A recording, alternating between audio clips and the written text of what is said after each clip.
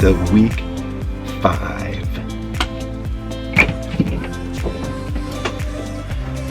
And I'm starting to understand things. I'm starting to grow, and I don't feel like a foreigner in a foreign land anymore. I'm actually learning, and I'm not as frustrated as I was before. Things are starting to make sense. So much sense that I'd like to give you a piece of advice about something that I have found to be pretty important as I start my civilian journey. Networking. So I'm here at my parents' place in Central Florida. They have a little home out in the middle of the country, really quiet, and I really like it.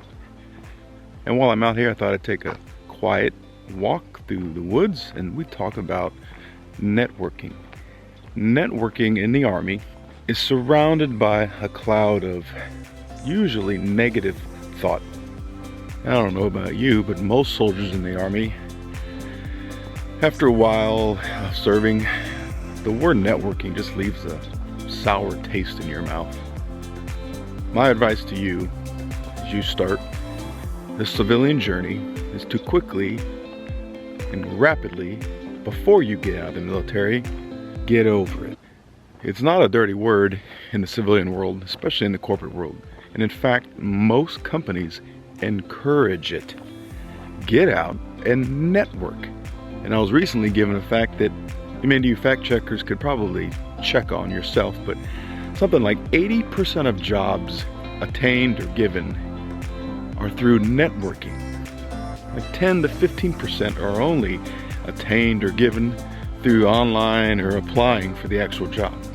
Most jobs that you're going to find or that people are in, they got through networking.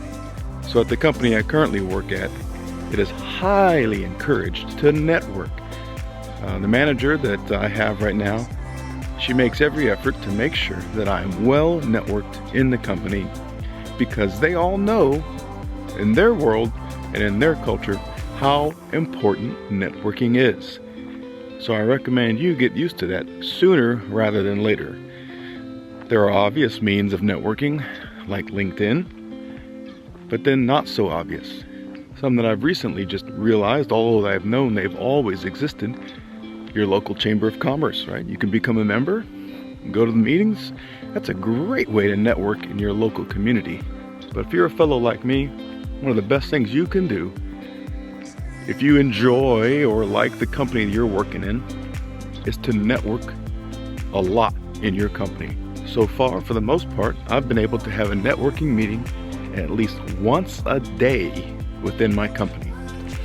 Now at my company, it's pretty easy, and I think if any company that uses your basic Microsoft software, you just get on the calendar, check the other person's calendar, right? See if you match, ask them to come to a meeting with you online, and usually they accept because most people want to help out transitioning veterans. I've not had anybody reject me when I ask them to meet online to talk about what they do and what I do and what I'm looking forward to. So what do you talk about in this networking meeting?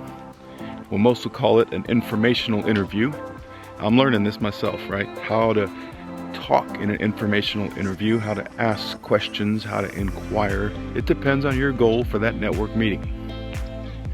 Are you literally just trying to learn about the company and the person? Maybe you're trying to make a friend. I've had a few of those network meetings where I just don't know. And I want the person to tell me, hey, what do you do? Why does your company function exist? I'm just trying to learn myself now that I've been in the Army for 23 years.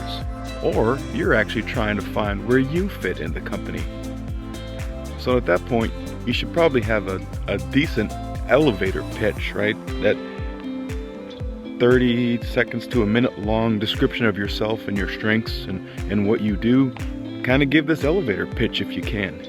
But before I actually meet with the person, I send in the meeting request email a quick intro about myself. Just a 3-sentence intro to say, hey, this is who I am. I just recently am transitioning from the military after 23 years, and this is my quick background, just so when we get to the information interview, I don't have to worry about that. Usually they open up, because they know I'm new, they open up the meeting saying, hey, so you've done this is what I do, what do you want to know? At that point, I talk more about my strengths, what am I good at? And then ask them, what would someone with my strengths do in your functional area? Or do you see a role for someone like me in your functional area? Many of them actually might. And if they don't, and at least they can help you find where in the company you might be a good fit. So in the end of this informational interview, after we talk about what they do and what I do, or what I would like to do, or what roles exist, I asked them to do me 2 favors. The first favor I say is, hey, I have a resume. I would like for you to look at my resume. 2 reasons for this. 1, I need people to help me with my resume. And a lot of these people are really good helping us with our resumes. I've gotten some phenomenal tips from some of these folks who have been working in the corporate world for well over 20 years to help me mold a more stronger resume.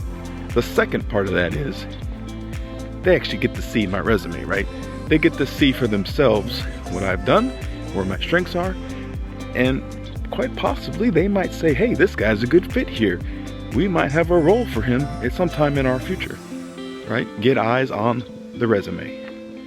And then the second thing I ask them is, hey, can you recommend 1 or 2 more people that I should talk to continue in my journey?